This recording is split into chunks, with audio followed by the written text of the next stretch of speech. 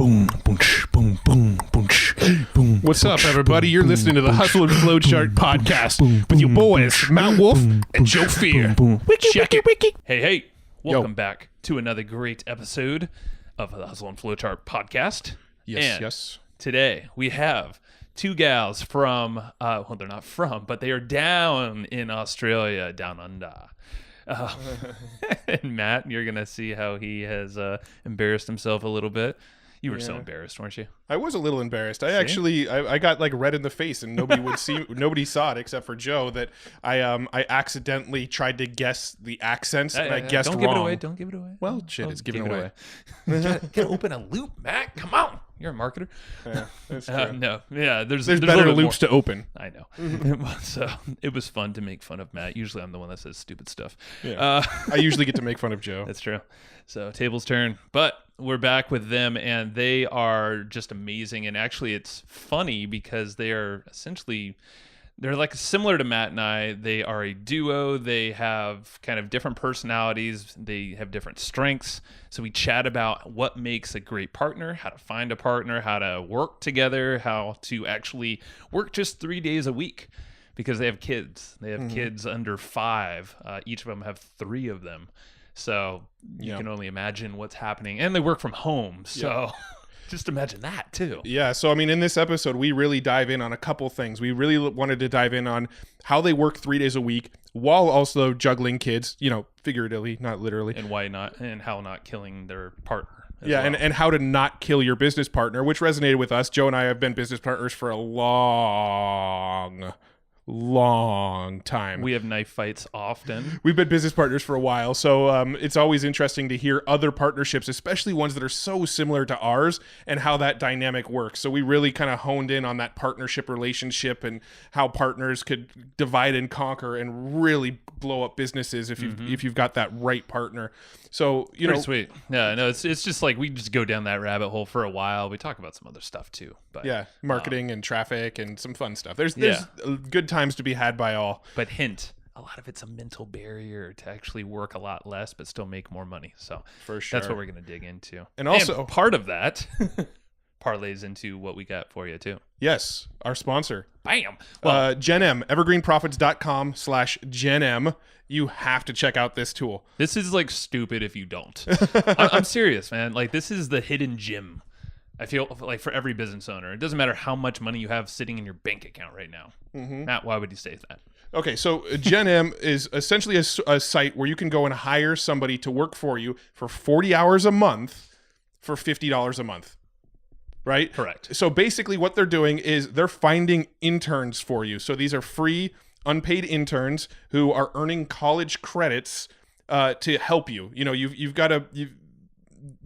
They work in your business and they learn about business and get college credits, and you pay GenM $50 a month to sort of make that connection. They're the matchmaker to the business and the intern. And for $50 a month, you can get an intern to do whatever you need in your business that an intern could potentially do. So in our business, we're using an intern to help us with SEO. We're using an intern to help us with writing the show notes and doing a lot of the behind the scenes podcast stuff. My wife actually is starting her own business, and she just got one to be a writer. Yeah. To do a lot of the writing. We have some other friends, and hint, a lot of even our smart marketing friends, business friends, don't even know about this. So you are going to have an advantage if you actually do this now. Well, Brad Costanzo, one of the guys who's been on this show a couple times now, he actually went on GenM, found somebody who wants to learn how to run traffic, bought our traffic course, and gave his GenM intern access to our traffic course. So we're essentially training other people's interns to run traffic for their business now, which crazy. is actually brilliant. If you want to do that, we'll let you, but you got to buy our course. That's fine. Anyway, GenM. All right, evergreenprofits.com/GenM. Definitely. Go over there, evergreenprofits.com/GENM. Yes. It's GenM with a G, like Generation M. That's correct. So evergreenprofits.com/GenM. We're working with them to get you a nice little hookup to get started. So go there and let's go ahead and jump over to Flori and Anna. You gonna love it. Hey, Anna and Flori, how are you guys doing today? Thanks for joining us. Yeah, good. Thank you. Thank you so much for having us. Yeah, we're pumped. We're pumped. I'm ready to rock it with you guys. Yeah. Awesome. I thought we were going to laugh at Matt. That was the joke that we were all going to just start We're laughing open at to it. Let's do it. Yeah. Well, we're just laughing at him because he was getting accents wrong. Yeah, And- previously to hitting record, I tried to guess the accents, and I was wrong on both. Zero for two. And the best bit was the confidence in the delivery of you guys at this. Wrong. Well, saying that, I know one guy is Australian. His name is James Schramko. He's amazing and introduced us all You together. got one right. Yes, Joe's winning. Yes. One this is exactly where I like Matt to be. It's like, okay, success on Joe won one finally. All right. Well, enough of that. I'm sure we'll keep making fun of Matt throughout the episode. But I'm used to it. so how very nice to have you on the show, by the way. So it's going to be fun. I feel like you guys, in all honesty, we don't know you too well, but from everything we know about you guys, it's similar to us in terms of partnership. You have a podcast, kids, and just busy with just life, and then the whole 3 days of work that you guys do. Yeah, Joe, literally before we were jumping on this call, Joe was saying, yeah, they kind of sound like kind of like us. They're two partners that work close together. They got the podcast. Like they're very, very similar to us. So let's just kind of have that discussion around the similarities and what we've learned in business as partners and doing podcasting and all that kind of stuff. That's how this all works. So, but let's start by getting your guys' story. So how did you get into business? How did you guys become entrepreneurs? What were you doing before this, and what was that progression? Well, we both had backgrounds in media and kind of advertising. So we both kind of had kind of those kind of corporate careers. And then we had children. Yeah. And when you have children, you realize that your corporate career, especially in that kind of area, is not really going to work because it's pretty intensive. There's a lot of entertaining and going out. And both Flori and I took the opportunity really to kind of pursue passions in other ways. I went on and retrained as a life coach and started a life coaching practice. And Flori, you... Yeah, I started a digital marketing consultancy. And then we had a mutual friend / client introduce us to each other. Yeah, this lady was like, you guys should meet each other because you're both really intense. And we're like, oh, well, how do we take that? We will kind of take that as a compliment, but she pushed us to meet each other. And then she persisted for like a good month. Yeah, come on. So we met, and then it was pretty, it was like pretty magical. We kind of met and we're both like, maybe we could do something together, because we were both working in an area. I mean, I was working with mums and really kind of saw a gap in the market for them needing business training, because a lot of them, like us, had stepped out of corporate and wanted something more for ourselves. I had a set of skills in my background and with the coaching, and Flori had all the digital marketing. And so together we had this amazing kind of combination to deliver kind of mindset, business, marketing to our clients. Yeah. And then we went off and it all happened really quickly. Within a matter of a month from meeting, we had sold I think it was 6 students on this program that we had yet to write. That's the best way to do it. Exactly. It was fast and furious. Yeah. And pretty much fast forward 3 years and the business has grown like exponentially again and again and again. Yeah. And we haven't quite stopped yet. And Flori, should I just say, has literally just had her 3rd baby. He's like 10 days old or something. Oh, wow. Congratulations. Congrats. I'm surprised Thank you're you. here. Thank you. Yeah, he's asleep in the other room. So I'm just crossing my fingers that trend continues. I'll cross him over here. That's totally fine. So I'm curious, how was that transition from corporate life to where you're at now, the entrepreneur life?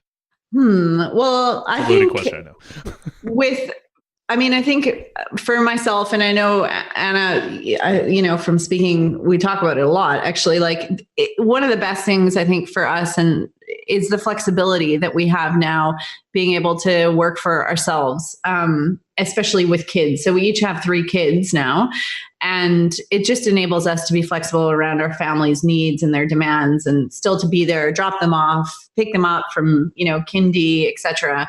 Whereas with corporate, it's forget it, right? Mm-hmm. So that's been a wonderful thing from my standpoint. I know you share something similar to that. Well, definitely the flexibility, but also I guess we're doing something we're really kind of inspired about. Like, we love what we do. We love the women we get to connect with. We're helping them create, like, you know, big changes in their life to enable them to do exactly the same thing, to be able to have a different kind of life with their kids and have that outlet and financial income coming in aside from being in corporate. So, I mean, it's totally different, you know, when you're hustling in a job for someone else, when you get stressed and over it. Whereas when you're doing it for yourself, you know that you've got this much bigger picture vision in view, which just keeps you going. When you see it growing and you see the people that you get to touch, is just like another level. Yeah. Now, so I know your primary market is like stay-at-home moms, right? You're trying to help them get into business. You guys say mums, we say moms. Thank you for clarifying. That's right. Yes, just for anybody who doesn't know the language barrier here. The barrier. He's digging himself a hole in this one. I tend to do that, don't I? So what kind of things are you teaching? What's the business model that you guys run? What do you teach? What do you sell? What's the business? So we help moms to start and grow, like, basically a successful small business from home. And so we have a flagship program called Small Business Pro. Mm-hmm. And it basically takes them through everything that they need in order to start a successful business. And one of our unique selling points is we do a lot around mindset. So in addition to getting the fundamental business skills and marketing skills that they need, Anna, this is kind of her weapon, is she is a personal coach. So she really empowers them to believe in themselves, to back themselves. Because often, you know, a mom she'll be out of the workforce for 5 years or 10 years or what have you, and she'll want to start something, but she doesn't necessarily believe in herself or that she can do this. So that's one of our unique selling propositions within our program. Yeah, I think that you see a lot of people, confidence get shaken when they've been out of corporate for a little while. So that's definitely something that unique that we bring, is that kind of looking at the person holistically and delivering them skills to kind of trust and back themselves and really go for it. But alongside that, it really, I mean, at the core, what we teach is the business fundamentals. So a lot of stuff that people miss when starting out, like doing surveys and strategy and competitor analysis, and really going through the job of understanding who's in the marketplace, how they can create a point of difference for themselves. So it's really kind of the fundamentals that a lot of people miss, because that's where a lot of businesses fail. Yeah, 100%. And just to elaborate on what you just said, Anna, like, we can't tell you enough how many students who jump into our program start their businesses just by focusing on marketing. So, you know, they're on all the social platforms, they put up their website, and then they're like, okay, the sales, where are they? Because they've missed those essential business foundations. A lot of people get, you know, caught up in that shiny, glossy word marketing without really understanding the fundamentals of their business and who they're talking to and appealing to pain points and all those essentials that you need in order to be successful in business.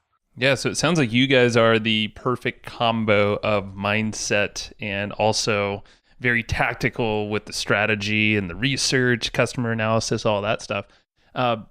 Why do you think people kind of skip over that stuff and just go straight to the marketing or just the shiny object type thing? I reckon a lot of people don't realize how complex it is. And I mean, God, we've been in business 5 years each, and we're still unraveling it. So like an onion that just keeps going, isn't it? Like you're like, oh my God, we could do this, and there's so much to learn, and things change and evolve. But essentially, I think a lot of people really don't understand. It's that kind of whole attitude of how hard can this be?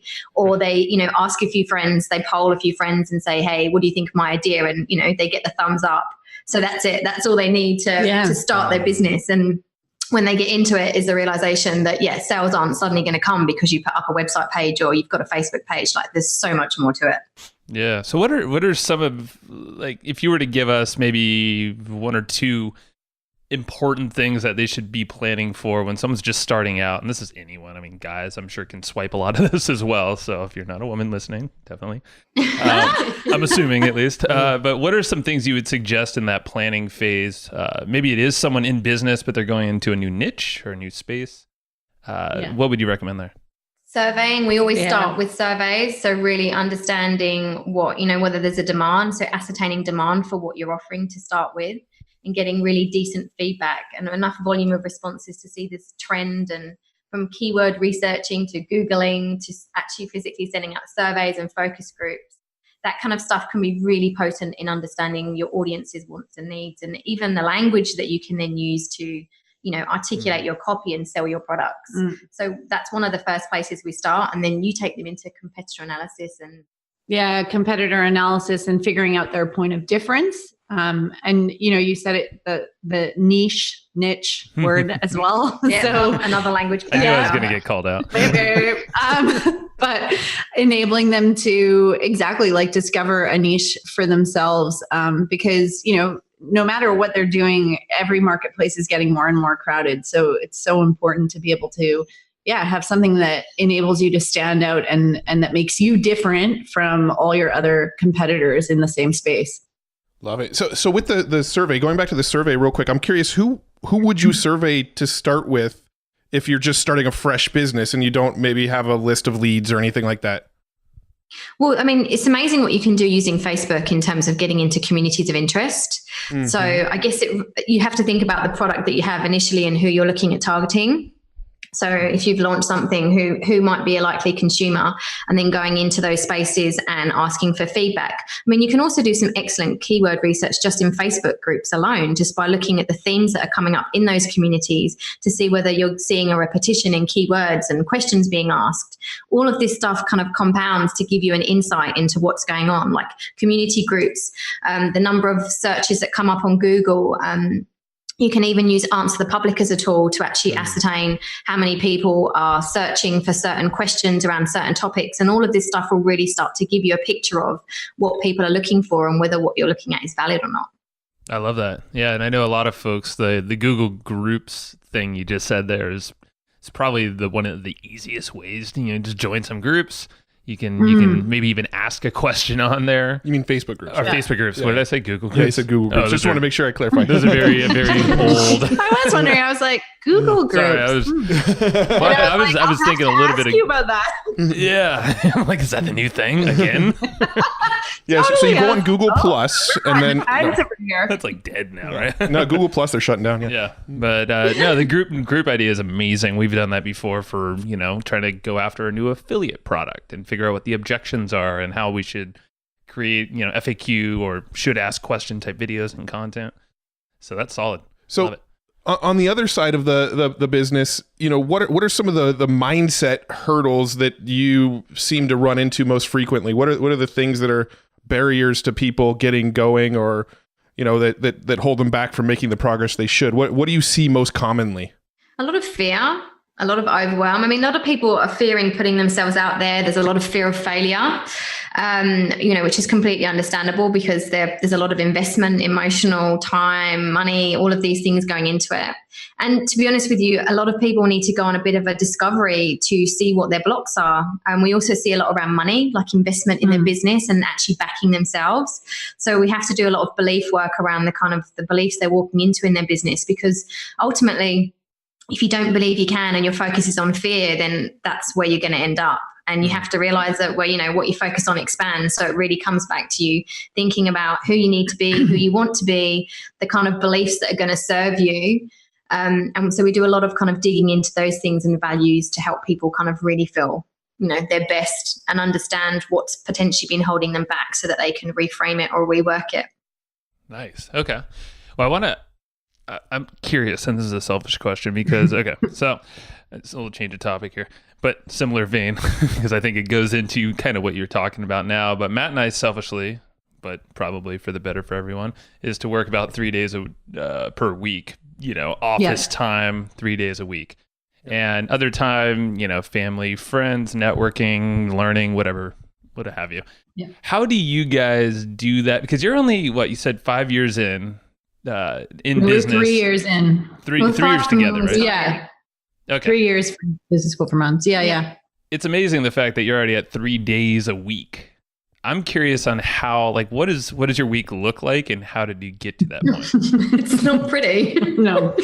I doubt it. It's messy, probably, and yeah. Yeah. The 3 days a week are essentially where our kids are in daycare.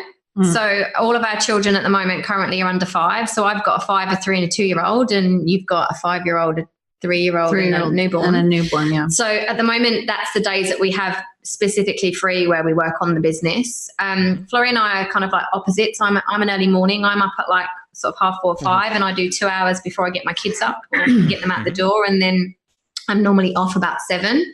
And I usually do the night, although at the moment I'm a bit sleep deprived. So my late night owling has waned a little bit, given them. It's so interesting. The parallels are interesting because Joe and I are the same way. Joe's more the early bird, get up early, work before anybody else is up when it's quiet. I'm the night owl. Once everybody goes to bed, that's when my brain is ready to go. Yeah, that's been interesting. And we've actually been talking about that we need to set some boundaries, because sometimes I find that like I'm up really early and messaging her really early and then she wakes up to it, and vice versa. I've like switched off and then I'll get messages and I'm like, oh my God, I'm done for the day, man. So it's kind of like, there is that kind of boundary. No, we run into that as well. Nice. Yeah. We also, fortunately, I've got to say that alongside the hours that we do, I mean, so aside from those set days, we do kind of dip into the business on the other days. It's kind of like more around, you sit down again in the morning or maybe at lunchtime and the kids have a bit of downtime. Right. But we also have a team of people that work with us as well that we've got to support on various things as well. Yeah. No, well, it's interesting because, I think Joe sort of transitioned to this question because I think for us, it is more of a mindset thing than a practical thing. Like, I think from a practical standpoint, we could get away with 3 days a week. I think it's more of a mental barrier of there's almost this feeling of guilt when we're not working 5 days a week. And I do think it's more of a mindset issue for us than a practical of, we've got to get this much work done and we only have 5 days to do it, so let's fill it throughout the 5 days. No, I think realistically, we probably have about 3 days of work to do on our business each week. Sure. We just haven't managed to pull ourselves out of working 5 days a week. I think there's a mixture of habits that we kind of get used to doing things and expectations, and also maybe a bit of guilt that how is it that we can just do 3 days and we really should be doing 5 because everyone else is. And if we're not doing 5, then maybe we're not doing as much as we should on our business. It kind of like your mindset can take you in twists and turns all over. Yeah, and that's it. I think you nailed it on the head right there. Yeah. Is because I know Matt and I were just a million ideas, and we're guilty because, we're talking to great people like you on the podcast, so we're just flooding more ideas to us. But so we have to kind of filter that and just, hold ourselves back. But it is this thing of like, oh my God, there's so many things that we want to do, or I know I could do this. It's only going to take a couple hours, if we just, but then you go down this rabbit hole and it's, a day or two. Yeah. Oh my God. We were just, we were just talking about that rabbit holes. And I was saying to Anna, I feel like right now, because I have a newborn and I have 2 other kids, I've had to really kind of reassess where and how I allocate my time. Because obviously at the moment I'm spending half my day with, a baby on me at feeding basically. And it's really interesting. Like I was saying to Anna, it really made me reassess value add activities in the business. Like, am I adding value? Is this going to make profit for the business? And taking a step back, and as opposed to being like, oh, it might just be an hour here, an hour there. Like, I don't have that luxury at the moment. Right. And so it's really interesting. Like, I feel like it's made me objectively really take a step back and ensure that I'm spending my time really wisely on value adding activities, and also directing the team to say, you know what, I'm empowering you now. Like I want you to take ownership and tell me when to step in, as opposed to the other way around right now. And me kind of controlling everything and telling you when to step in. Because again, it's just, having that time, and they're great. And they're in a point now where they do have ownership of their roles and they're very capable of doing that. So that's been really great. But I totally appreciate what you're saying. And we've been off on tangents a few times. We've wasted time and money. Yeah. Well, what would you say a value add or a handful of value add activities are for you guys? Well, I think personally, when we started recording with you guys just now, we talked about our skill sets and stuff. And for myself personally, because I'm a digital marketer, the value adding activities that are of most importance that I provide for the business is the marketing. So running the Facebook ad campaigns and ensuring that our landers are optimized, and running email marketing campaigns, things that generate revenue for the business, basically, and leads, essentially. Yeah. And at the moment I'm like running the numbers and the forecasts and going, right, this is where we need to like pull up our socks. So what are we going to do on this front? Let's strategize and let's turn that into the marketing side of things. Got it. No, it's a perfect combo. And I think that's the key distinction is, okay, not try to do everything, but the value add. That's right. In the team, you mentioned a team. So what does your team look like? Like how many people and kind of what are the roles of the team?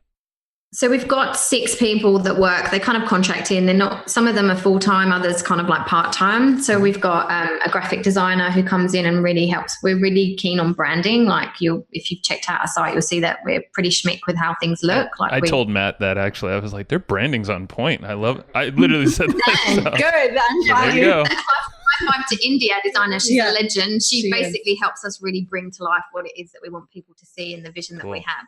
Is just like huge for our business. We've got a student liaison, Jo. She basically, we've got about 500 students behind the doors to our program, and it's fast and it's furious. There's lots of questions, and she makes sure that they kind of get looked after. We've got tech support. You've got to make sure that all your systems are working and that the program access and everything is as schmick as it should be, and when all the marketing systems should be talking in your email marketing and things.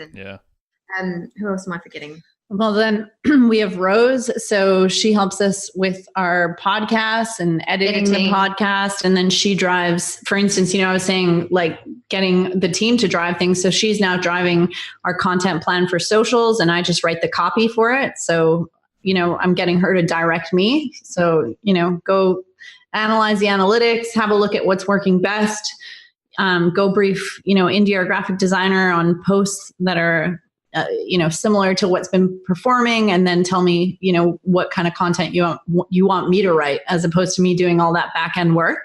Yeah. And we've got support coaches to help us, because we have a forum where we kind of personally coach our students and give them feedback on what they're doing. Yeah. So she's kind of like an absolute legend. She does. She's really a superstar. So there's lots of different roles that people are stepping into. Oh, and accounts, obviously. You need accounts. Yeah. Yep. Don't want to be doing all the numbers. It's one thing to forecast, but another thing to actually be driving off the P&L and kind of reconciling everything every month. That is true. Yeah. No, that's, I just love to see the landscape of what you have. It's very similar to who we have as well. And I like how you have folks taking control. Like you said, they're kind of giving you orders. And that's kind of like what we're starting to do as well. We have an ops manager who kind of steers us in the directions and also slaps our hands if we're doing things that aren't value add activities to our business. We're like, oh yeah, that's right. I love it. My favorite thing in the world is when our operations manager comes to us and says, why are you guys doing that? You shouldn't be doing that. And we go, oh, well, thank you. That's like the best thing in the world, is to have somebody tell us to stop working so much. Right. I know, right? Yeah. So Jo does that to me all the time. She's like, stop being a hashtag control freak. Like, this is my... That's fun. And I'm like, ouch, man. Okay, fine, whatever. Well, Shannon, our ops manager, is probably listening to this, so she'll start using that hashtag definitely with us. When it happens, I'll know where it came from. Yeah. That's awesome. Well, so I know the three... So, you have a plan, strategize, and execute. That's kind of like a 3-parter that you told us that you kind of work through. Like how do you plan your week? Because you're doing a lot, I'm sure, every week. Do you guys have meetings in the beginning, and set out maybe the framework of what you're going to accomplish that week, or set some milestones that way? How do you kind of structure things for each of your weeks? I think probably to begin with, we have a content plan for the year. So about once every quarter, Anna and I sit down and we figure out what different activations are going to take place over the quarter. And then we figure out when the ads will commence from, and the emails and whatnot. And that's very high level. And then from there, on a week to week, you might want to talk about I think Brave, and we have a mastermind. So there's a certain number of calls that we're doing each week, coaching calls so we've got a mastermind that we do calls with. There's certain responsibilities that we know we have, but ultimately each week there's definitely a plan of what needs to happen, and there's a real sense of one thing we do well is execute, is that we make things happen and we kind of impose deadlines for ourselves. So whether it's to do with an activation or whether it's revamping the website, like we don't just sit and wait for it really to need to be done. We're always kind of forward looking at what we can be doing to improve what we're doing. So it's really about imposing deadlines and having a key 1 or 2, maybe 3 max things that need to be done across the week, and make sure that they happen like no matter what. I love it. What do you use to stay accountable? Do you have systems and tools and things like that? Obviously yourselves. Well, the content plan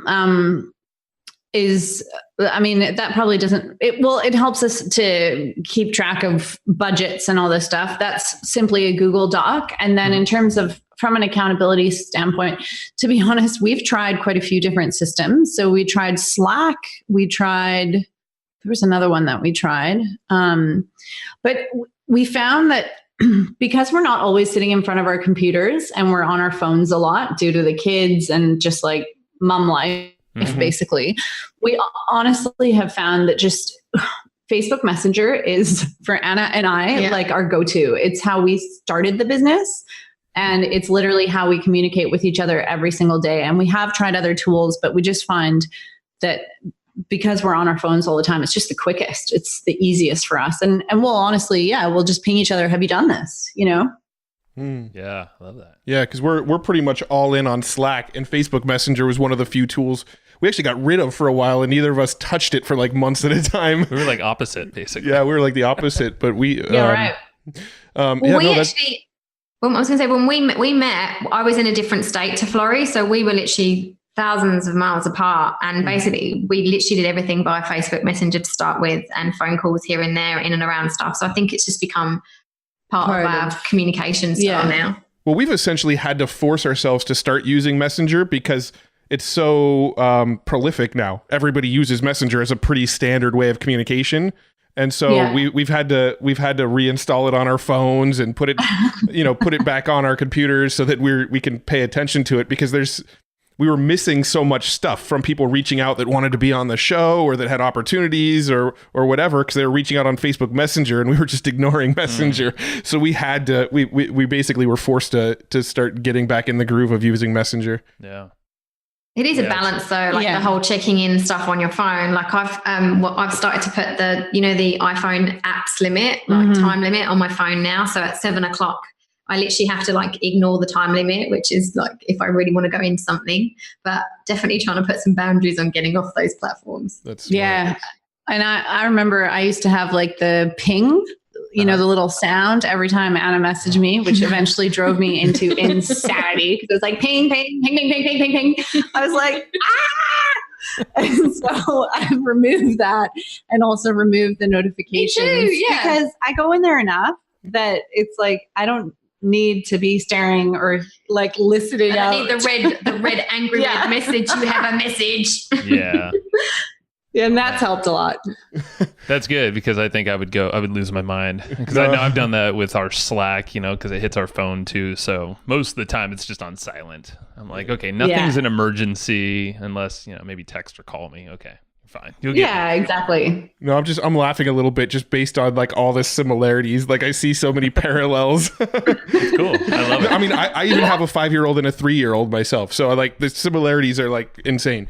Oh, wow. There you go. So you'd know the juggle is real, especially when there's like lack of sleep and you've got to keep on keeping on. It does not matter. That's definitely true. Yeah, my wife she's a stay-at-home mom herself. So during the day I don't I'm not quite as involved during the the work days as she is, but so I don't have the exact same struggles that you have right now.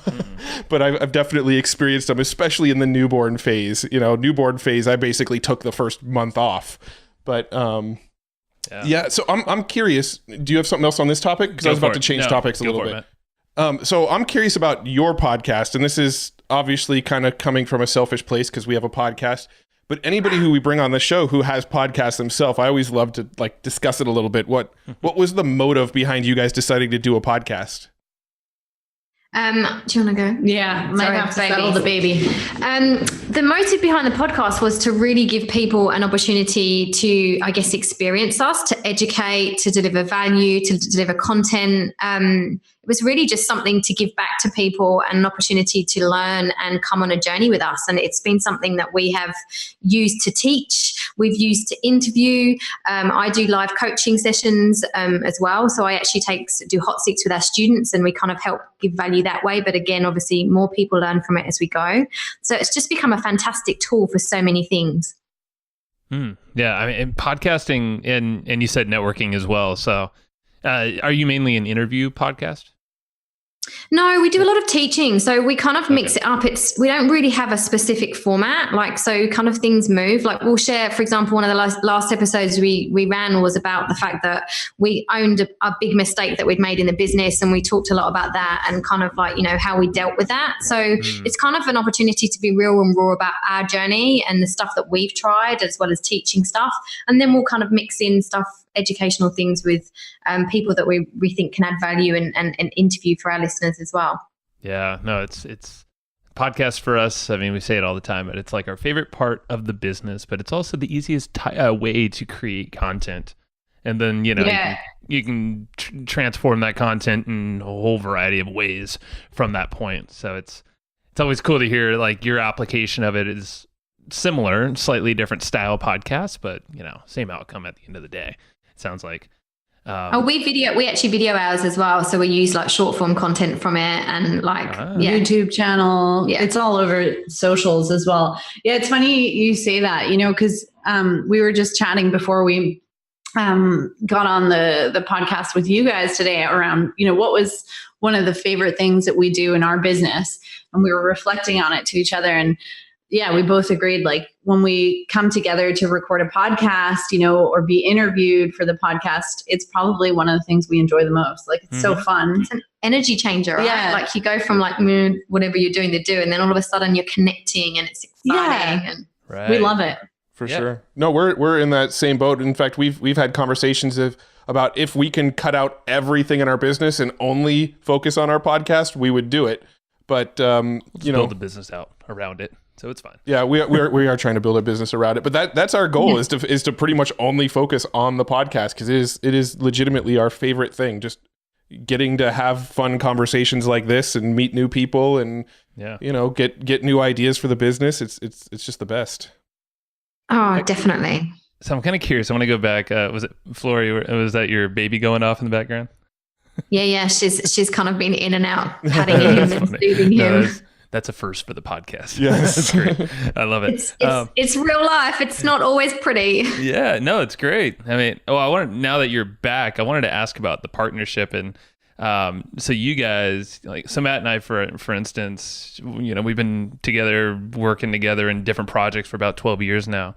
And it was just recently, this year actually, we had a guy, Tim Francis, on the show a while back. We did our Colby score and all these different personality tests. And we never really did that prior to. We just kind of hacked it up, and, we would have our, we kind of just found our natural tendencies, but we ended up overlapping a lot on different things, just trying to grow the business together. But we were sometimes, button heads because it wasn't quite made for me, the task, or one was for Matt. Have you guys found anything, or have you used tools like that, like the Colby or the DISC, or other things to figure out, okay, these are my lanes, I'm going to get out of her way, that's her ballpark, how do you kind of divide that?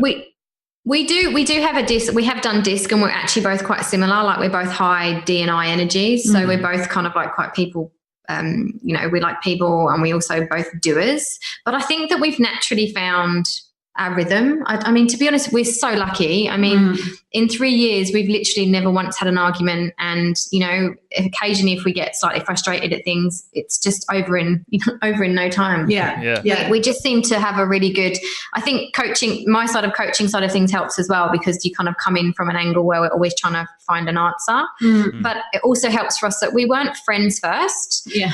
So the business always comes first. We never we didn't have a friendship and then have the business overlap. It's like the business came first and the friendship has kind of developed as a result, and we really enjoy each other's company and enjoy each other's kids, but we always have the focus of the vision of what we're looking to achieve. And I think that enables us to always make the right decisions and kind of leave the emotion at the door. Yeah, definitely. It's always about exactly how can we benefit the business, and the emotion gets put to the side. It's tough to do sometimes. And you know what? Also, sorry, I think this is important to say, because we're in such similar situations with the kids and, the juggle, like it's been really great because we really understand each other's situations. So, when shit hits the fan for one of us, the other one steps up and vice versa. And that is just invaluable. And that's been a weapon for us in being able to build such a successful business, because we always say, like, neither of us could have done this on our own due to the demands, of a family and running a household basically at the same time. Like it's so hard, right? And that's where we've been so lucky to have each other to basically, lean on when we've needed extra time or what have you, or there's been, additional family needs that we've had to attend to. The other one can step up, and we understand because we're in the same game, Mm-hmm. Yeah.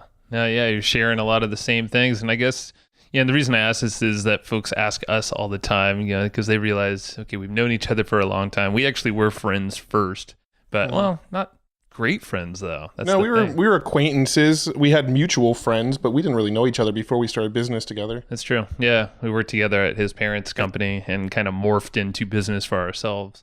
And but folks say all the time, like, how the heck have you not killed each other yet? It's been 12 years and you see each other almost daily. You definitely talk to each other daily. I can't say that we haven't fought in the last 3 years. I can say we're lucky that we haven't fought in the last 3 minutes, but but just like you guys, we get over it. No, our fights are so minimal. Like we fight like siblings, where we will argue for 4 minutes and then be like, "Are we best friends again?" Yep. All right, good. They're just stupid little quick things. It's not like real fights. No, yeah.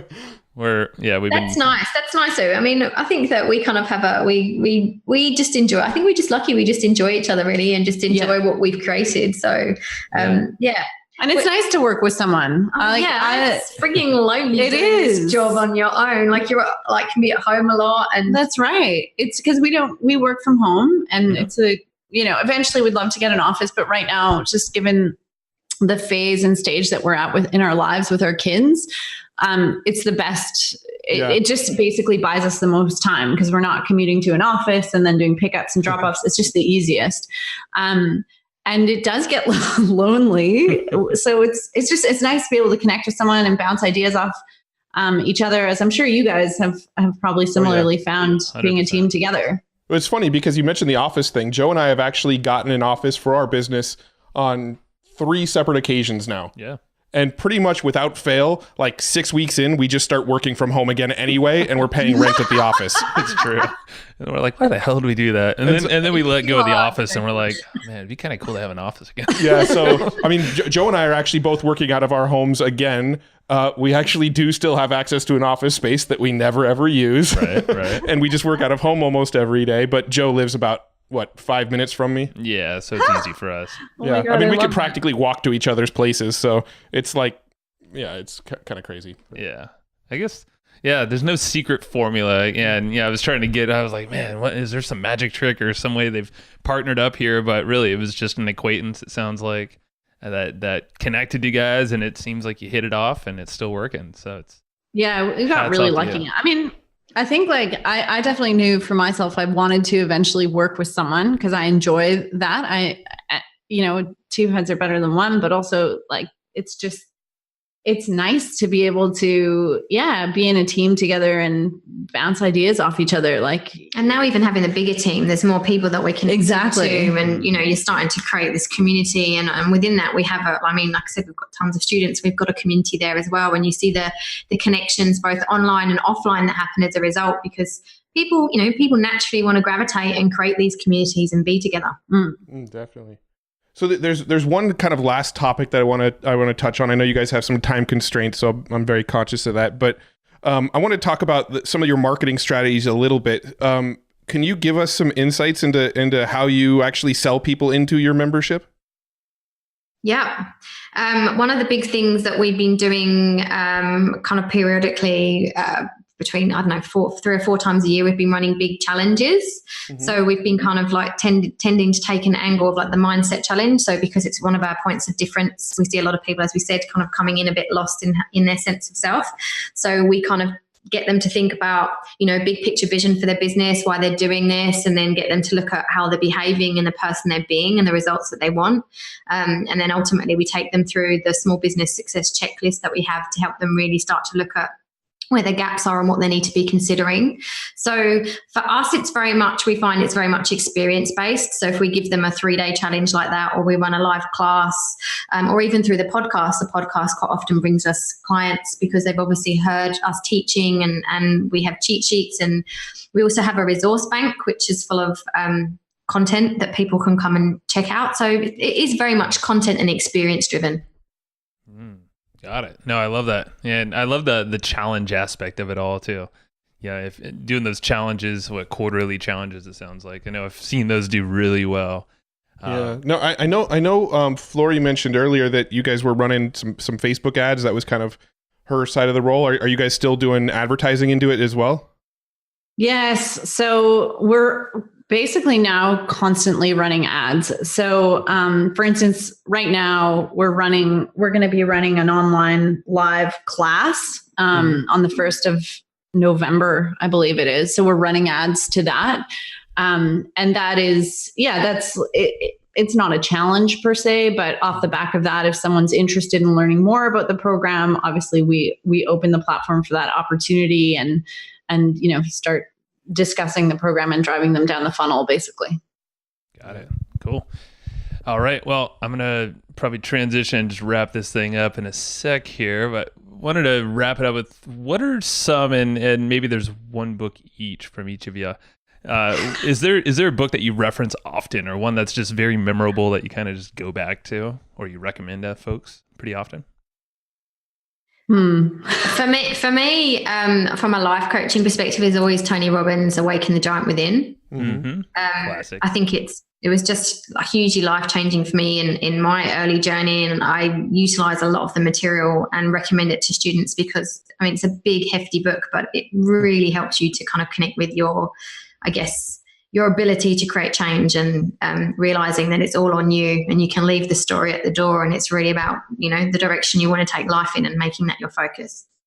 Love it. And then for myself, I'll be honest, I'm not a huge reader. I do a lot of podcast listening. Hey, that works. That works. What's your favorite podcasts? Well, Perpetual Traffic. Ooh, that's good. Yep. Yeah. We're about to have, this is the Molly thing, right? Because it's digital marketing. It's like, there's no book that covers it. It changes by the second. So, true. I'm with you. I used to read a ton, and nowadays I'm much more on the podcast train for the same reasons. I can get the most up to date, most current information on what's working now. And Perpetual Traffic's a great one. We actually have both Molly and Ralph coming on the show, so love them and love that show. Yeah, not together. I love not that. I'm such a fangirl. Of Molly. Of Molly, yeah. We'll let her know. That's awesome. Yes, you can. I'm sure she's heard that now from a few sources. I feel like I've said that on every podcast. The more you say it, the more I don't know. It'll come back somehow. But yeah, no, she's amazing. Maybe we'll tweak our question. Maybe it's a little podcast or books. Yeah, we actually don't know Molly very well. She was introduced to us through somebody else, but after we have her on, we'll see if she wants to get past your way, and maybe she'll be on your podcast next. There you go. Woo-woo. Yeah, that would be awesome. Well, gosh, yeah, for sure. Well, where should folks check you out and kind of dive into your ecosystem over there? Well, our website is www.businessschoolformoms.com. And it's mums, not mom. Yeah, good clarification there. With the language barrier and all. With the language barrier, yes. Yeah. Did you buy the other domain and redirect or not? That's a good idea. I'm already on it. Sorry, I'm just kidding. Do you have an affiliate program? We just bought the domain. No, I'm just kidding. Yeah, geez. No, but one thing we should mention, actually, we just created this awesome like freebies resource bank on our website that we spent a lot of time on. Cool. Yeah. What is it? It's like a library. There's library, goodies. yeah, cheat sheets, challenges. So what's that called? Awesome. It's what is it? Just it's business school for moms /resources. Resources /resources. Yeah. Okay, we'll make sure we link it up in the show notes too. So businessschoolformoms.com/resources. Yes. Cool. Perfection. Check it out. Well, cool. You guys are amazing, and very thankful to James Schramko for introducing us, because I mean, he only sends quality folks our way, and I'm just like, okay, it's always going to lead to something great. Vice versa. Thank you. lovely. Yeah, we've really enjoyed it. Thank you. Well, And again, sorry for botching the accents. That's all right. No judgment. never let no it go. drama. We won't hold it against you. It's okay. You could, even though it's you call okay. me an American and I'm Canadian. That's okay. It's okay.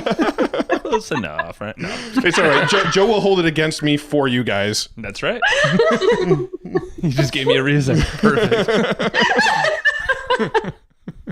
All right, we can do this all day. Have a great one, and thanks again.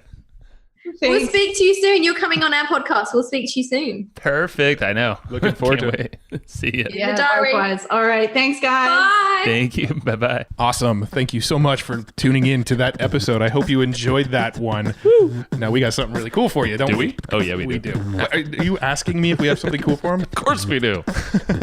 All right. So here's what you got to do. Now that you listen to that episode, go to evergreenprofits.com. That's where you'll find the show notes for this most recent episode. And what we've done, and we'll do for pretty much all of our episodes, is we made a little cheat sheet for you. So if you're in the car, if you're out for a run, and you forgot to take notes on this episode, Don't sweat it. Actually, sweat if you're running. It's cool. yeah, If you're thanks for allowed. making this into a commercial.